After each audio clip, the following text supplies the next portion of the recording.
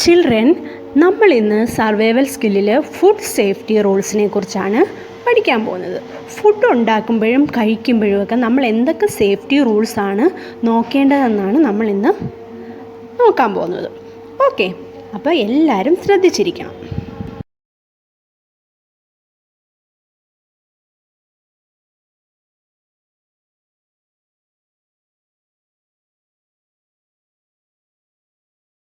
Children, നമുക്ക് food poisoning ഉണ്ടാവുന്നത് എങ്ങനെയാണ്?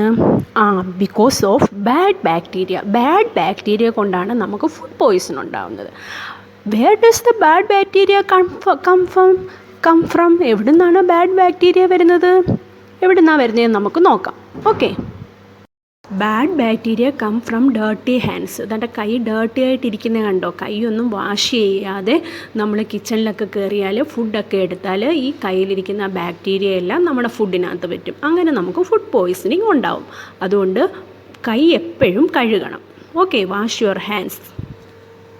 ഒരു കാരണമാണ് ദാണ്ട് ഡേർട്ടി ഫിംഗർ നെയിൽസ്. കണ്ടോ, കയ്യിൽ നഖത്തിലിരിക്കുന്ന അഴുക്കുകൾ കണ്ടോ? അപ്പം നമ്മൾ നഖമൊക്കെ എന്നും ക്ലീൻ ആക്കണം. ക്ലീൻ ആക്കിയില്ലെങ്കിൽ ഇതിനകത്ത് ബാക്ടീരിയ ഒക്കെ കയറിയിരുന്ന് നമ്മൾ ഫുഡൊക്കെ എടുക്കുമ്പോഴും ഫുഡൊക്കെ കട്ട് ചെയ്യുമ്പോഴും ഇതിനകത്ത് ബാക്ടീരിയ വരാൻ സാധ്യതയുണ്ട്. അതുകൊണ്ട് cut your finger nails daily.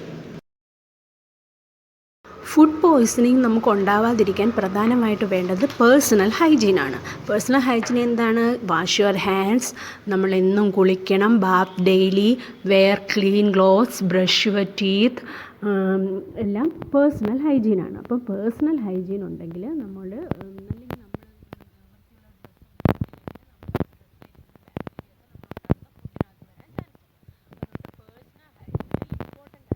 കാര്യമാണ്. ഫുഡ് എപ്പോഴും നമ്മൾ കവർ ചെയ്ത് സൂക്ഷിക്കണം. ഒരിക്കലും തുറന്നിട്ടിട്ട് പോകരുത്. തുറന്നിട്ടാൽ എന്ത് പറ്റും? അതിനകത്ത് അണുക്കളും ബാക്ടീരിയകളും ഒക്കെ വന്നു ചേരും, ഇല്ലേ? അതേപോലെ തന്നെ നമ്മൾ ഫ്രിഡ്ജിൽ സൂക്ഷിക്കുന്ന ഫുഡ് എപ്പോഴും ക്ലോസ് ചെയ്തായിരിക്കണം ഫ്രിഡ്ജിൽ സൂക്ഷിക്കാൻ വേണ്ടി. അതിൻ്റെ കറക്റ്റായിട്ട് അതിൻ്റെ രീതിയിൽ അത് അടച്ചു വെച്ചതിന് ശേഷം മാത്രമേ നമ്മൾ റെഫ്രിജറേറ്ററിൽ സൂക്ഷിക്കാൻ പാടുള്ളൂ. അല്ലെങ്കിൽ അത് കേടാവാനും അതിനകത്തെ ഫ്രിഡ്ജിനകത്തുള്ള ബാക്ടീരിയയൊക്കെ അതിനകത്ത് കയറാനും സാധ്യതയുണ്ട്. പിന്നെ നമ്മൾ ഒരു വീക്കിൽ ഒരു വട്ടമെങ്കിലും നമ്മുടെ ഫ്രിഡ്ജ് നന്നായിട്ട് ക്ലീൻ ചെയ്യണം. ഫ്രിഡ്ജിലെ എല്ലാ സാധനങ്ങളും എടുത്ത് പുറത്ത് വെച്ചിട്ട് നന്നായിട്ട് ക്ലീൻ ചെയ്തതിന് ശേഷം വീണ്ടും ആ സാധനങ്ങൾ എടുത്ത് വെക്കണം. അല്ലെങ്കിൽ അതിനകത്തുനിന്ന് നമുക്ക് ഫുഡ് പോയ്സണിങ് ഉണ്ടാകാൻ സാധ്യതയുണ്ട്. ഓക്കെ, നമ്മൾ കിച്ചണിൽ പെസ്റ്റ് കൺട്രോൾ ചെയ്യേണ്ടതാണ്. മാസത്തിൽ ഒരു വട്ടമെങ്കിലും നമ്മൾ ഡീപ്പ് ക്ലീൻ ചെയ്യണം. അപ്പോൾ പെസ്റ്റ് കൺട്രോൾ ചെയ്യേണ്ടതാണ്. അതേപോലെ തന്നെ ഈ പാറ്റ, പല്ലി അങ്ങനെയുള്ള സാധനങ്ങളൊക്കെ നമ്മുടെ ഫുഡിനകത്ത് വന്ന് വീണ് കഴിഞ്ഞാൽ നമുക്ക് ഫുഡ് പോയ്സണിങ് വരാൻ സാധ്യതയുണ്ട്. അതുകൊണ്ട് പെസ്റ്റ് കൺട്രോൾ ഉറപ്പായിട്ട് നമ്മുടെ കിച്ചണിലും നമ്മുടെ വീട്ടിലും ചെയ്യേണ്ടതാണ്. ഓക്കെ, നമ്മൾ പാക്കറ്റ് ഫുഡ് നമ്മൾ ഡെയിലി മേടിക്കുന്ന ആൾക്കാരാണല്ലേ? അപ്പം പാക്കറ്റ് ഫുഡ് മേടിക്കുമ്പോൾ നമ്മൾ എന്താണ് ശ്രദ്ധിക്കേണ്ടത്? അതിനകത്ത് എക്സ്പയറി ഡേറ്റ് എഴുതിയിട്ടുണ്ട്. ആ എക്സ്പയറി ഡേറ്റ് നോക്കിയിട്ട് മാത്രമേ നമ്മൾ പാക്കറ്റ് ഫുഡ് മേടിക്കാവുള്ളൂ. അല്ലാതെ എക്സ്പയറി ഡേറ്റ് കഴിഞ്ഞ് ഫുഡ് മേടിച്ചാൽ നമുക്കത് ഫുഡ് പോയ്സണിങ് ഉണ്ടാകാൻ സാധ്യതയുണ്ട്. ഓക്കെ, അപ്പോൾ എപ്പോഴും പാക്കറ്റ് ഫുഡ് മേടിക്കുമ്പം അത് ചെക്ക് ചെയ്ത് ഡേറ്റൊക്കെ കറക്റ്റാണോ എന്ന് നോക്കിയിട്ട് മാത്രമേ മേടിക്കാവുള്ളൂ.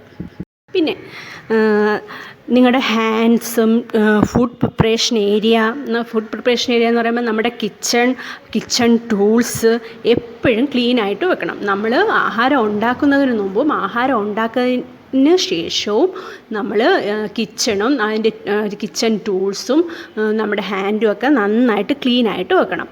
ഓക്കെ, അപ്പോൾ ഫുഡ് പോയ്സണിങ് ഉണ്ടാവാതിരിക്കാൻ നമ്മൾ എന്തൊക്കെ സേഫ്റ്റി മെഷേഴ്സാണ് എടുക്കുന്നതെന്ന് മനസ്സിലായല്ലോ? Okay children.